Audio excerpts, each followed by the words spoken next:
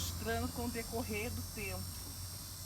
Hoje eu vou plantar aqui alguns beijos